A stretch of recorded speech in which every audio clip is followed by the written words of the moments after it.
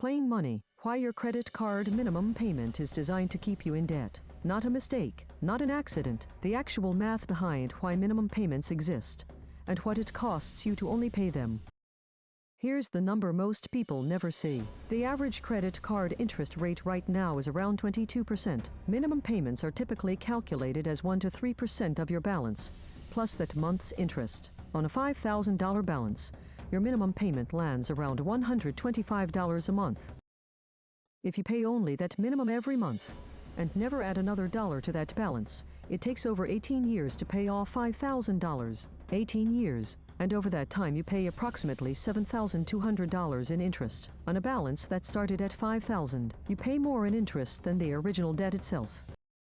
This is not a bug in how credit cards work. In 2009, the Card Act required credit card companies to disclose exactly this: how long it would take to pay off your balance at the minimum payment, and how much interest you'd pay. Congress required the disclosure because credit card companies had every financial incentive to keep that number small and keep you paying for as long as possible. Here's why that incentive exists. Credit card companies make the majority of their revenue from interest charges, not transaction fees. A customer who carries a balance and pays only the minimum is the most profitable customer a credit card company has. Every month you pay only the minimum, you are the product working exactly as designed. Now here's what actually changes the math. If you take that same $5,000 balance and pay $200 a month instead of the minimum $125, the payoff time drops from 18 years to under 3 years, and total interest paid drops from $7,200 to under $1,300. $75 extra a month saves you almost $6,000. If you can pay $300 a month on that same balance, you're debt-free in under 19 months, and total interest paid drops below $600. The difference between minimum payments and slightly above minimum payments is not incremental. It is the difference between 2 decades of debt and under 2 years.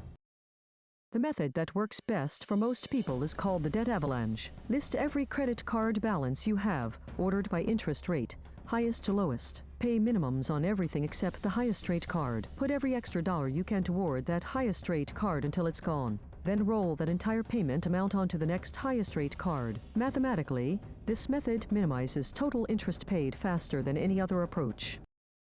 If you have multiple cards and the avalanche method feels too slow psychologically, the debt snowball works differently.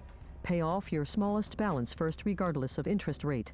For the psychological win of eliminating an entire account, it costs slightly more in total interest, but the completion momentum keeps people motivated to continue. Either method beats making only minimum payments by years.